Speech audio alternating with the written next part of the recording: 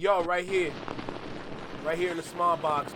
So, Curtis King, we're going to be talking about Bigxthaplug first, and then we're going to get into some other news that I found. So, we're going to have some fun today. We're going to get to the mess, all right? So, let's go ahead and get started. Y'all do know how I start this.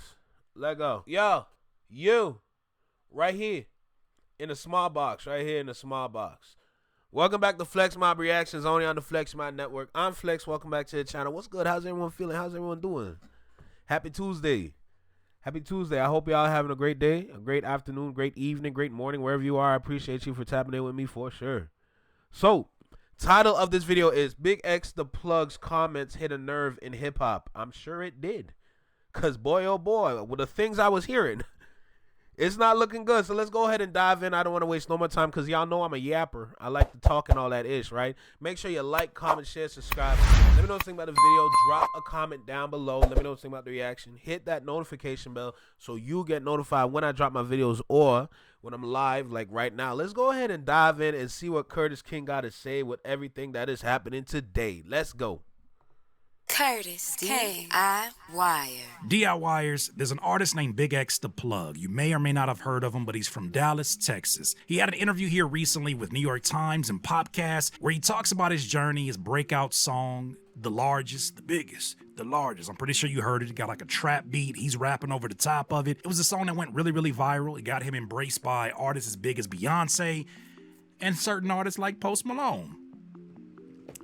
Keep that in your tab for a second. This is an interview that came out 3 months ago, and the reason why we're covering it now is because it actually went super viral all over Twitter because somebody found this clip and posted it again. With that said, though, he's talking about his experience. He's talking about, like, smoking a bunch of cigarettes, being around these dudes from Nashville, but then he says something that, boy, oh boy, just listen.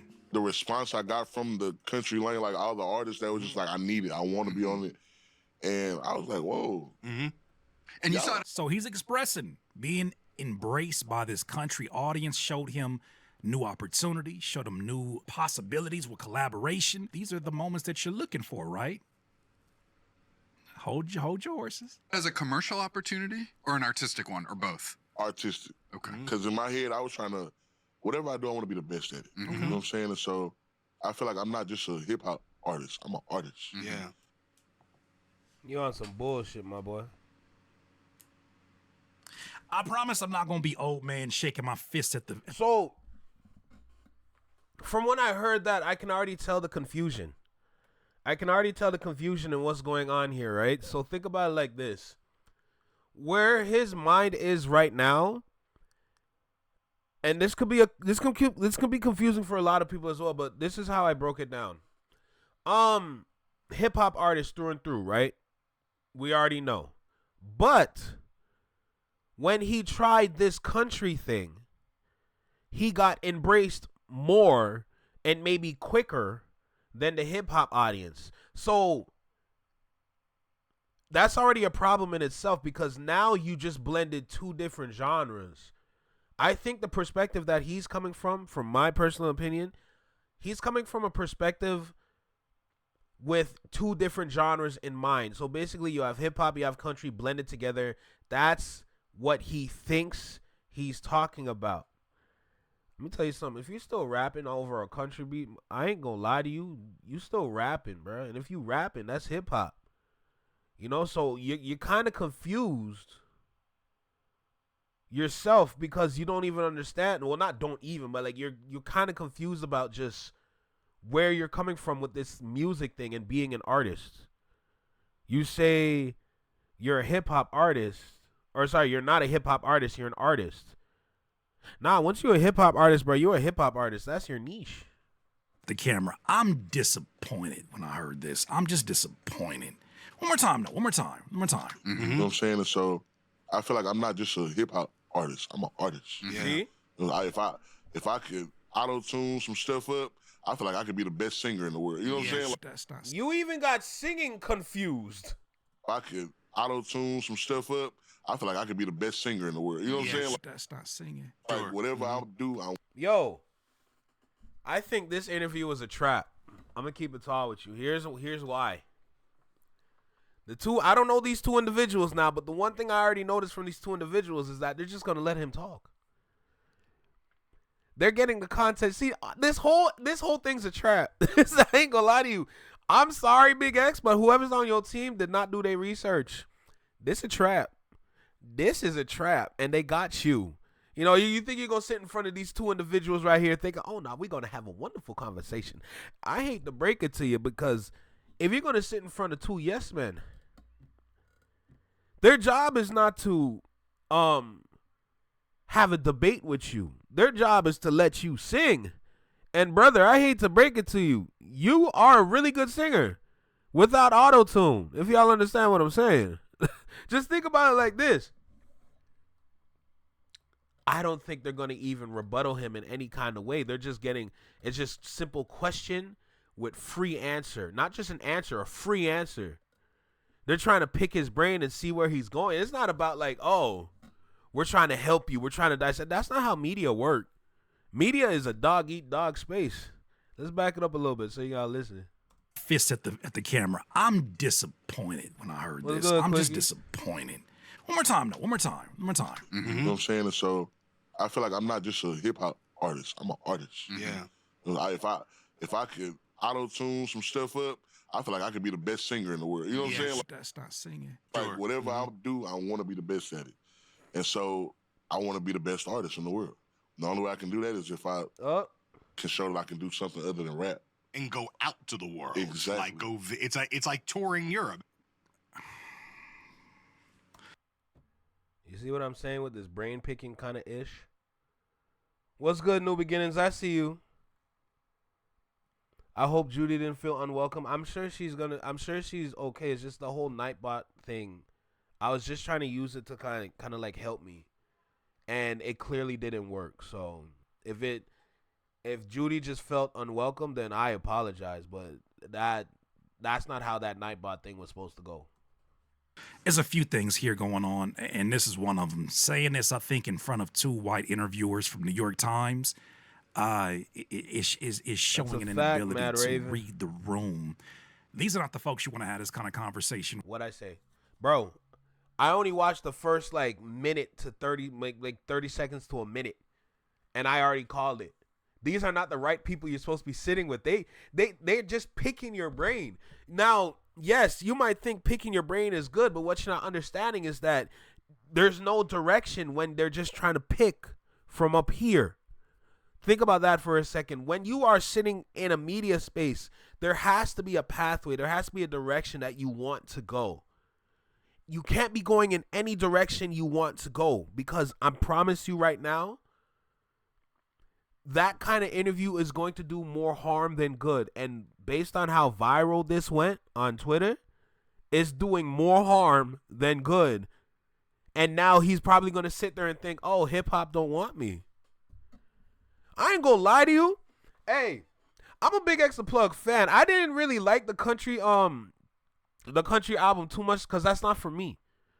But I was listening to Bigxthaplug prior to that. The song I played at the beginning of the stream, Big Stepper. Yo, let me tell you something. The first time I heard that, I was like, okay, who is this guy? Because to be honest, that was fire. Okay, a lot of people might not see it that way, but let me tell you something. That was fire. Okay, that was gas. And hey, even better, I actually commended Big X for his team, whoever he has on his team in terms of producing, marketing, PR, whatever. Yo, they really know what they're doing, especially on the producer side. Whoever he's working with, the producers he's working with, you give them mans an award, because I've never seen so many samples. Mind you, they're all samples. There's a lot of samples. I'm gonna keep it tall with you. If you listen to Bigxthaplug, you know the man's known for sampling music, right? But to flawlessly do a sample right, I'm very impressed. Whoever's over there on his team, I'm very impressed with them, because the way that they be doing samples over there, they're handling samples with care. And I respect that. A lot of people don't know what to do with a lot of the samples that they get, which is why a lot of their tracks are mid. But let me tell you something. The way that they're handling them samples over there, with the amount of songs that I've listened to from this dude, oh, nah, respect, bro. Respect. with. I would have much rather him do this kind of What's conversation good, with Judy? Sway or with, a Breakfast Club to get pressed a little bit more about, well, what do you mean? Hey, Judy, if Nightbot got you, I apologize. I was just trying to fix something or try something, but it didn't work, so I got rid of it. I just want to push my links. By just a hip-hop artist. Doing this in a room and mixed company like this about a culture that would see these two gentlemen as guests is already kind of on shaky ground, very much so. But saying I don't want to be just labeled as a hip-hop artist, I think implies there's a limitation with that title. I'll get into more details, but I want to show you some of the reactions because this person retweeted something that was said in Vince Staples' story where one of his fans asked him a question on Instagram and said, is this the end of Vince Staples, the rapper? Because in a new era of Vince Staples, the artist? Damn. He said, this is racist, just letting you know. I know he has a great balance of sarcasm and like really meaning the shit he say, but does that kind of give you an idea why some people look at that and say, why is it always hip hop is seen as not just a step towards the direction of something bigger, but the idea that it's quickie. Let me tell you something. I'm glad you asked that question. I'm gonna read it for context. What's the difference in Tory Lanez auto-tuning his voice? He can't sing for real? Let me tell you something right now. The problem with auto-tune, and it's very clear here in Toronto, we cannot let it go. Okay, we are hanging on to auto-tune as if it's still 2006. We don't understand the times we're in over here in Toronto. Anyway, my point is, when it comes to auto-tune, they really pushed auto-tune as something that enhances the voice. That's how they push auto-tune. Oh, it's going to make you sound better. And it's going to make you attract a wider audience. That's how they sell things that they know doesn't work. Hey, guess what? We already know Tory Lanez can sing, but if you tell him, yo, if you did it like this, I feel like you can capture a wider audience in that kind of way. Did it work? Yeah. But the consumer, we already been over what the average consumer thinks and how their brain operates. It's not that great. Spoiler alert. It's not that good. But they're pushing autotune as if, oh, nah, it's supposed to make you better. Knowing that your voice, remember when I say your voice is your identity? Your voice is going to let you know who you are as an artist. If you can sing for real, and you really got the skill and talent to do it, let me tell you something, you're going to fly with the right team behind you. But if you rely on auto-tune for every song that you got, like a lot of these dudes out here in the six, I hate to break it to you, bro. You ain't going nowhere. Sorry, not sorry. It's not, you can't do whatever you're trying to do. What does the bigger look like? Do you just mean you want more white fans? If we keep it a whole stack, is that what we really mean? Like what is it that limits you as a hip hop artist? Another point of view that I thought was interesting. Shout out to Mimi the music blogger. She says the undertone saying I'm not just a hip hop artist, trying to say hip hop has a limitation. Rap is craft. Hip hop is culture. If you excel in it, you are already an artist. There is nothing lesser about it. When artists frame it this way, it usually reveals two things. They want mainstream validation and think distancing from hip-hop helps in a room with two white dudes. And they have internalized the industry's bias that rap is lower art. That is the part that feels off. If you want to experiment, say that. If you want range, show it. But you don't need to downplay the culture to build you. Somebody's gonna have to tell the truth, and I'm gonna cook. Hey, so watch this now. Because I already been saying in Toronto, the best thing we can do here is start an artist camp. Like artist camp, artist school, however you want to put it. But I think that's one of the greatest things we can do here. I know we have the remix project. It's music adjacent. I need something that's music specific.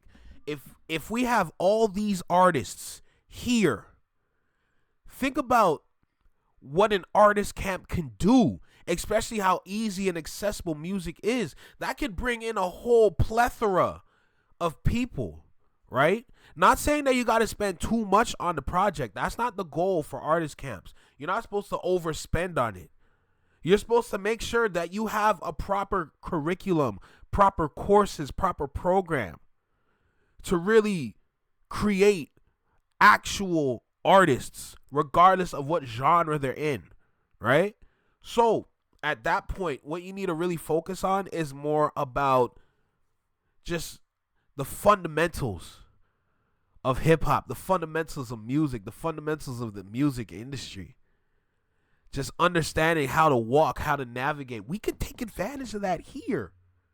But I don't understand why nobody even wants to attempt, because that brings in more money. It's a long-term thing.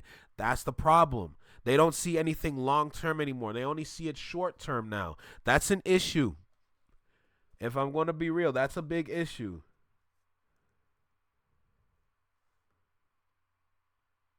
I don't think I've seen it, Judy. I probably got to check it out after. I seen that he shared the video. I appreciate it, of course. Thank you, deleted. But yeah, nah. We need to understand where we are as artists here so that we don't need to have situations like this when we're out there. We're supposed to be able to understand, okay, so we have this guy and we got this guy. Now, they're not too familiar with what hip hop is, but what they're trying to do is that they're trying to explore how I think. Now, even though they're trying to navigate my mind, why not I take advantage of this situation and really navigate their minds at the same time? I should be able to ask my own questions. This is an interview. It's not a debate. It's not like DJ Vlad. That's not what we're here for. I should be able to ask them questions same way how they ask me questions.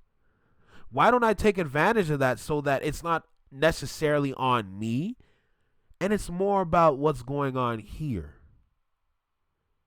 I need more artists to think like that, because you can really protect yourself and avoid situations like that if you got a mindset like that, you know?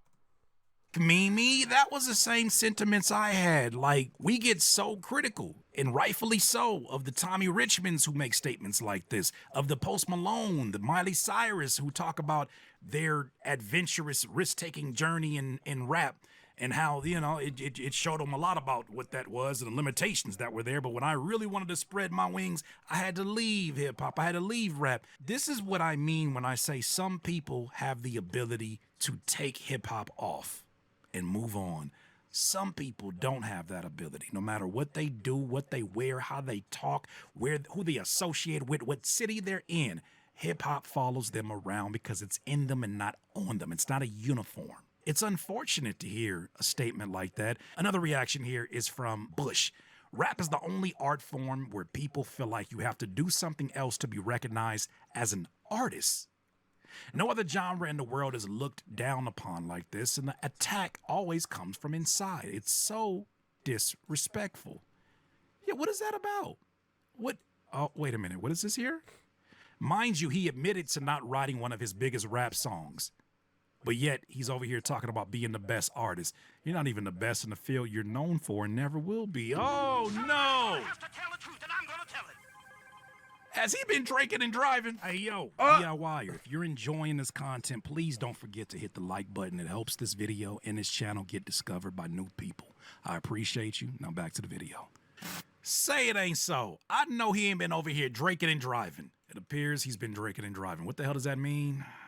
See if any of this sounds familiar. He sat down here with Complex News about 2 months ago. He's been on a tear. And he talks about his biggest song, The Largest.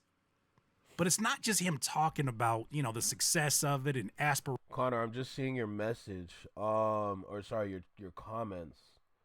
Also, a lot of mainstream media, mostly white spaces, paint rap as street music or gangster music, which makes it a turnoff in white or mainstream spaces, makes it lesser than, you speaking right now. Also, since there's so much swearing and topics that aren't favorable, means it doesn't get played on radio's most shows either. I absolutely agree. That's how it is in Ireland. Anyways, that's how it is around the world. This is why we make radio-friendly music, right?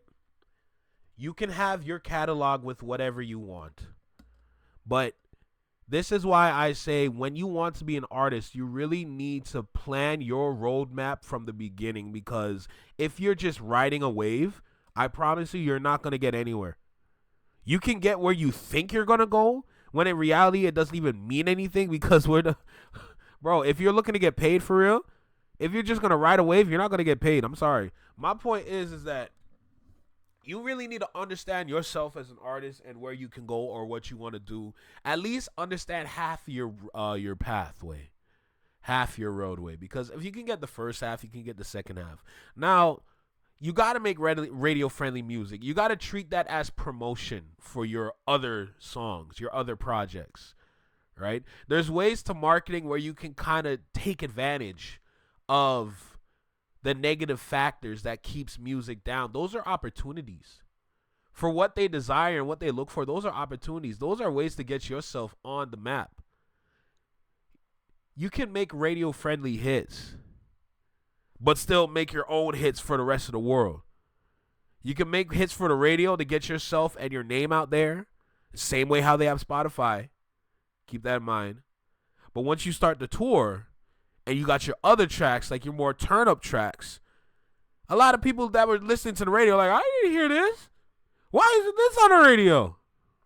Right? Got to figure out a strategy. To go to another genre. It's the way that he talks about hip-hop that is really interesting. And then also, he talks about not even writing his biggest rap song. After saying he wants to be the best artist that he can possibly be, he didn't write his. Let's start here. Nah, but think about it. Who's the biggest artist right now? Well, Kendrick. But before Kendrick, who was the biggest artist? And he was already confirmed to not write anything. I'll give you a hint. His name starts with a D. Ends with an E. You get it yet? Okay. The influence is strong. But as far as just me being an artist, it was, I don't feel like it was different for me. It was more time consuming. It was just, I feel like the time was just the biggest thing for me. Because with country music, I feel like it needs that. You know what I'm saying? Like the base of hip hop and country is storytelling. But it's just like with hip hop, you could just make it sound good and it can go. You know what I'm saying? Like you can make it certain things catchy and it can go. With country music, that story got to be one hell of a story. That sound like a white executive. You got it absolutely. You got it wrong. You got it flipped. I don't know who is educating you about this, but you literally flip your answers, and that's what it is. Country is just some things you can just sing about and say. Okay? You can make a cool story. Okay, that's what you can do for country. You can make country, and you can talk about a dead raccoon and make a hell of a story out of it. For rap, you really gotta take care of this and make sure that your consumer base, your audience can really understand what kind of story you're trying to convey, bro. Bro, you got it so wrong, bro. You see what happens when you have the wrong influence as your North Star? You notice when you have a certain person that you have as you influence, that's really guiding you. Okay, I gotta understand my favorite artist, the pathway that he took. I could kind of take a similar pathway, and then I can still get to my own destination, but I'm just using this navigation tool, whether if it's like a car, plane, whatever. I'm just trying to use this so I can get here, but in my own special way. Bro, your whole idea is messed up from the start because of who you choose as your influence. That's crazy. What the hell are you talking about? What the hell is he talking about? I'm unking up. What the hell is he talking about? I'm dead. It sounds eerily similar to something, and I don't have the quote up here, that Post Malone said about how he felt restricted in his writing as a hip-hop artist. I think it's interesting that both of them took routes in finding the music that was the most dumbed down, the most fun, right? You could just categorize it as fun, but the lowest hanging fruit, and then got mad at rap for their inability to go deeper in terms of the topic, in terms of the subject matter, in terms of the storytelling. The first thing I think about is Nas telling a story backwards. Rapping about a story backwards in a rewind. I don't know any other genre where you're talking about that. Why is it that we have a genre full of the best fucking writers on earth? Yeah. And this is the kind of conversations we're having. Why are we only talking about the ones who don't look at it as that kind of craft? They look at it as a lick. They look at it as a financial come up. They look at it as a hustle, as something that you can just hit a lick on. This is so discouraging to hear, but he's not done. Let me let him finish this phrase. You see what I'm saying? Yeah. It gotta be a hell of a story, and it gotta sound good. So with every song that we was doing, the storyline on not only did the storyline from the whole project have to be great, but for every song I wanted them to also feel it. And so it was just. So I guess we just don't have no interest in stories in rap, huh? I guess we just don't have stories that once again, I can't help but think to myself, this sounds like, oh, he's looking for stories of depth to white men and white women who are the predominant. Help but think to myself, this sounds like, oh, he's looking for stories of depth to white men and white women. Like, oh, he's looking for stories of depth to white men and white women. One more time. Like, oh, he's looking for stories of depth to white men and white women. When you are promoting, your target audience actually matters, okay? Let's take a trip down marketing for a second, specifically in music. Think about it like this. When you are creating something, you're creating a project, you got to keep in mind, who is this for? And sometimes it can come down to color. It can come down to skin tone. Seriously. It can really come down to that. Are you making this for a certain group? Are you making this for certain, like, what's your target audience? What do they look like? A lot of the times in marketing, you're sometimes gonna get asked the question after you say, my target audience is this. What do they look like? They might be let's take this for example. From your target audience is from 18 to 39. What do they look like? That group of individuals, that age range that you just gave me, what does your demographic look like? What kind of lifestyle do they live? Marketing, the trick to marketing is that you can really take certain percentages and certain numbers, and you can take that and you can really break it down to a minute detail if you ask the right questions. What do they look like? What is their day-to-day? What kind of lifestyle? What kind of individual are they fashionistas? What do they look like? These questions matter in marketing because it can help you narrow and break down your audience so that when you write your raps and write your songs and et cetera, you can really start to target the individuals that you think really likes this ish. Now, here's the flaw in that. Because there's a whole flaw in it. You think I'm stupid? There's a whole flaw in it. You're marketing to the basic individual that doesn't know anything about storytelling. Ooh, like, bro, what are you doing? What are you doing? You're marketing to somebody that really don't care for storytelling. So when I go ahead and hear something like this. Sounds like, oh, he's looking for stories of depth to white men and white women. I ain't gonna lie to you. I'm not trying to disrespect nobody. That's not what I'm here for. I'm not here to disrespect. I'm not trying to downplay. I'm not trying to hate. I'm not trying to bash. I'm trying to tell y'all what's good. Okay? And based on what I heard, what's good in this situation is that I ain't going to lie to you. If you're going to promote to individuals that prefer a turn up, then an actual, like, a breakdown session, if I'm going to, and keep in mind, I want to make sure I cover every single base possible when I talk about this because I know this can go left for a lot of people. You got to understand, remember when I talk about minorities and majorities. What he's talking about is a majority, but you got to keep in mind, same thing with the Taylor Swift audience. Their majority don't care about what's it called? They don't care about no storytelling like that. And it shows the Taylor Swift's music. Taylor Swift's a marketing tool now. Her brand is used for marketing. Because look at the kind of money that she could bring in when she drops. Just think about that for a second. I feel like he's trying to go down that same path, but as his own big self.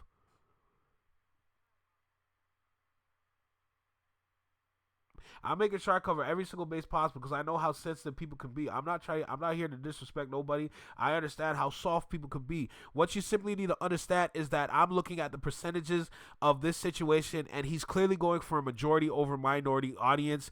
That audience might be this, but there's still variables and other individuals that fall under that. The overall majority of that audience does look like that. So you need to understand, if he's going to make music for individuals like that, you're actually dumbing down yourself. Because storytelling at that level, it doesn't need to be that serious. Which is why people prefer Drake over Kendrick Lamar. Okay.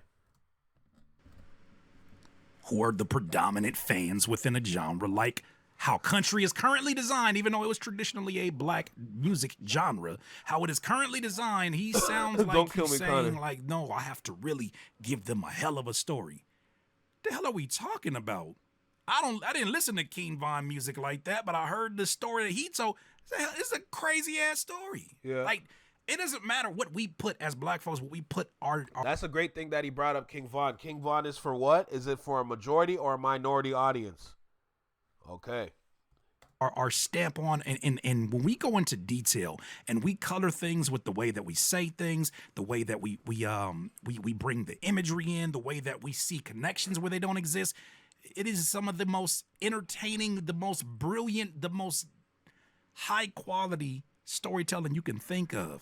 I don't want to start singing Barbecue Stain on My White T-Shirt. I know there's other songs that are deeper than that, and I don't want to down a genre in general, but I just feel like, why is it that the very genre, because when I look at this real quick, when you look up Bigxthaplug on YouTube, right?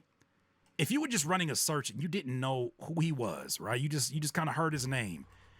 And you look down the list, you see the imagery of him with Literally this song right here. Fire. And who's that? That's a rap group right there. 600 Gang? Or it's 600 Gang, right? If I'm correct, when it comes to Bigxthaplug and his other two guys, Rosama. I know it's Big X and Rosama though. That's the dynamic duo at least. But there's one other individual from that where it's the trio, and all three of them are good. I forgot his name though. No shirt on. He got the bracelets on one arm. He got the watch on another one. He got a chain. Then you look at a song he just did 9 days ago. The thumbnail shows him with Young Hood, Murder Gang, and a song called 600 Degrees. Rosama. You get some of the more poppy imagery, but all of this looks like it is coded. It is trap coded. Now, he definitely has videos that are more funny, and he definitely ties in like country themes. But that's just really weird to hear, because I know because he's blending, he's not switching.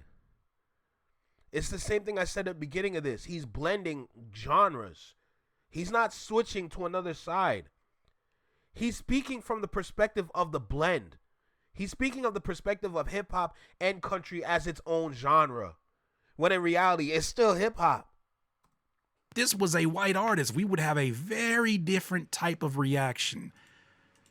If that last one didn't bother you, listen to the way we're going to end this one out. You know what I'm saying? But I feel like I would rather have a person sit and not nod their head at all, but listen to every word I'm saying, than to get hype on one part of my song. Because now that I'm here and I now know those people that do this for one part of the song, in 3 months they're not gonna be there for you. Yes. Then why make that music first? Somebody gonna have to tell the truth, and I'm gonna tell it. Along the lines, I think someone might have instructed him, or maybe he saw it as the wisest decision to make, that the only way that I'm going to get myself from this stage to this next stage, I got to make something that a mass amount of people will want to gravitate towards. Yes, of course, a lot of people go that route, aka making my version of a hit song. Yes, of course, it's the oldest strategy in the book. But using this as your entry point, using the momentum of the people who see you as one thing because of the way you're presented in your image, the way you're presented in your brand, the way you present yourself and the way that you rap, using those people to elevate you high enough so them folks over there can see you in country and then bring you over in, I would understand if those people felt betrayed. I'd understand if they were like, what? So what the hell are you? And I don't want to limit anybody's art, because I know there's going to be people who are going to come in here and say, man, it's not that deep. All he's saying is that he wants to expand. There is nothing wrong with expanding your creative ventures. My thing is, what is the necessity to verbalize, I want to be more than a hip hop artist? What is the necessity to already drag down a genre that has been ran through hell, especially by the major label system? What is the emphasis in the necessity to say the shit that you're saying about hip hop? And why not say mainstream rap? Why not just say rap? Hip hop is the culture that encompasses more than just rap. I want to be more than a hip hop artist. There are some people that ain't gonna see you as the Jay-Z song. To be the best artist, your mind has to be in tip-top shape. That's literally all I'm hearing. That's literally all I'm hearing right now. Your mind has to be in tip-top shape. Think about the individuals that the music industry is bringing in. Are their minds in tip-top shape? Are they constantly being ridiculed and used as if they are hand puppets? A lot of people don't get that when you are in the music industry, you have to learn media as well. You have to learn marketing as well. This is your bread and butter to promotion. You must have media training. You must be prepared for any kind of question, regardless of which room you walk into. You have to be prepared at all times. Literally. And there's levels to that preparation as well. Because depending on the kind of artist that you are, there might be some extra things and extra precautions you might need to take and consider when you are an artist of the street. Now you have a whole other aspect towards you, the street. Now you got the industry, then you got media, and you got marketing. Good luck, buddy. OJ, you still black. For some people, you still a nigga. You just sing country now. Oh, I like him. That's the big dude when he take his shirt off, huh? He be showing his belly. No matter what you do, you're gonna be the hip hop artist that does country. You'll never be seen as a country artist to these people. Exactly. So it's just odd to hear hip hop be talked about like this, but not actually hip hop be talked about. Because he's talking about mainstream rap that is generally ran by people who don't look like us and don't value our art. They just value the money they can make off of it.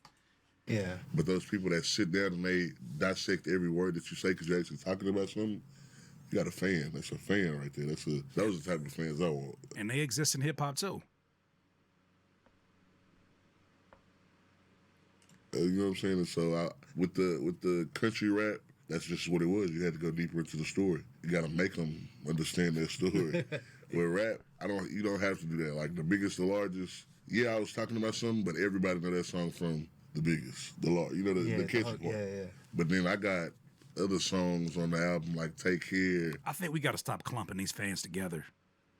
We got to stop clumping these fans together because some of them fans that you're talking about that doing all of this, that may not necessarily be hip hop fans.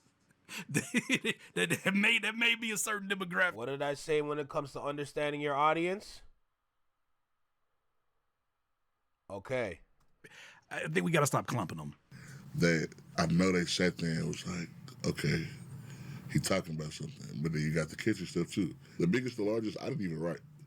What? One of my artists wrote that. The hook? The whole song. Oh, interesting. Okay. The whole song. My artist, Rosama, he's a platinum writer.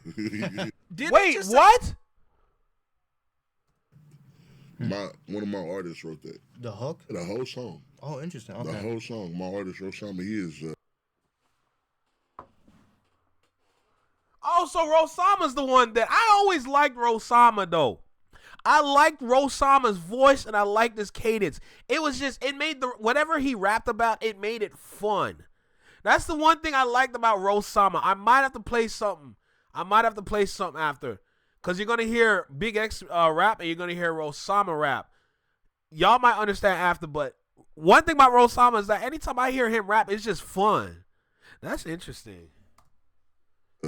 He's a platinum writer. Did he just say he want to be? I want to be the best artist in the world. This was 3 months ago, and this was 2 months ago. What is it? How can one be the best artist and not do artistic things like write their own lyrics? Oh my God. He didn't say he collaborated on that. I mean, which is a form of collaboration because he's the vocalist on it. Someone wrote that entire song for him. What are we talking about? Why at this point, forget being a hip hop artist. Talk about it. Forget being a country artist. Wow. I don't think you want to be an artist. It seems like he wants to be the mascot of one, the image of one. Like this. I mean, he fits the description of a mascot. I'll tell you that much. I don't know about y'all, but it's given mascot. This. Once again, I just don't understand why artists can't just do what they're going to do without shitting on the welcome. Connor, they can't do it. Plain and simple. They can't do it. He said the biggest, the largest is somebody else wrote the whole thing. He can't do it. Surprise. Your favorite artist might not even be an artist. They might be a puppet. Well, it's a big puppet, but you understand what I'm saying, right? Of hip hop, of trap, and all these genres that embrace and become the seed money that they use to make that crossover move. It's discouraging to hear that, man. Yeah, he got platinum writer, gold writer. He got all of that. But that's because I hate being repetitive. So that was my biggest. And they'll tell you, I used to hate doing hooks because I feel like hooks is just so repetitive. That's the bread and butter. Done here. What's good, J-Tom? I'm done here. If you don't like the way that it's currently constructed with rap, you literally can be the change in rap. Maybe I'm thinking about this from too much of an artistic standpoint. I'm guilty of that. Perhaps he's in rooms with people who say, no matter what you do in rap, we are not pushing that unless you find a thing, a niche, you find a gimmick, you find another lane. That's another favorite word of mine, a niche. To occupy, and then we'll use this as kind of the rocket to fuel up in the beginning. We'll use this as kind of the gas to get from one destination to another, but after this, we flying out of here. Oh man. So one clip I didn't share on here is that he is doing a music video as we speak. He put up some behind the scenes footage of him and Post Malone doing a music video together. Oh God. Hey man, more power to him. Let me see if I can find this here. Actually, I'm going to bring that up because my guy Duff Juice actually made a really dope statement about this. Peep this out real quick. So here he is showing like behind the scenes, right? He's showing some behind the scenes clips. Let me go ahead and pull this up really, really quick. Pulling a behind the scenes clip, and he's showing you how, him and Post Malone is doing something together. And here he says, another nigga that used hip hop and rap on some vulture shit. Looking at this photo just tells me that you used us as a stepping stone to get where you wanted. So he's talking about Post Malone here. But this is the one that happened about 20 hours ago. Peep this. He in the back of the van, Post Malone, the biggest, and he got you driving. All right, Carm. He got this nigga driving like driving Miss Daisy. Oh, what is going on? Why is he in the driver's seat? What did they sell him on? That's just how our country boys do it. Come on, you drive, I'm gonna be in the back. The hell, what in the driving Miss Daisy is going on here? Bigxthaplug, man. Like, dog, I want to see our people win. I want to see our people win in every possible way. This is another reason, another argument for having hip hop go back underground. Y'all don't know how to treat her. You hit it and quit it. You talk about how she ain't got no depth. You talk about how, you have so much fun with the grass is greener with your boo thing called country as it's currently designed. Y'all do her so dirty. It's okay. Independent artists will take care of her. Is it a surprise at this point, DIYers? I think for me, it's more of a surprise how overt and how blatant it is and how in our face it is. They're not even hiding no more. Like, usually they wait 5 years into their career, start collecting as much coins as they can off of hip hop, and then they be like, all right, had fun, guys, but I gotta go to the next house. I gotta upgrade. It's insane. DIY. This is what happens when hip hop don't run hip hop. Plain and simple. When hip hop is not taken care of by the individuals that created it, this is what happens. This is why I'm not surprised anymore. But the thing that I need to really learn is how to fully navigate the industry. That's the thing I really need to learn, how to navigate said space. What are the key words to look out for? What are the context clues? What are the certain people I gotta be networking with? I need to learn that, especially here. Because here needs help. Here needs fixing. Here needs healing. Watch this now. When it comes to here, the biggest issue about here is that the individuals that occupy the chairs in the big offices, they refuse to let it go.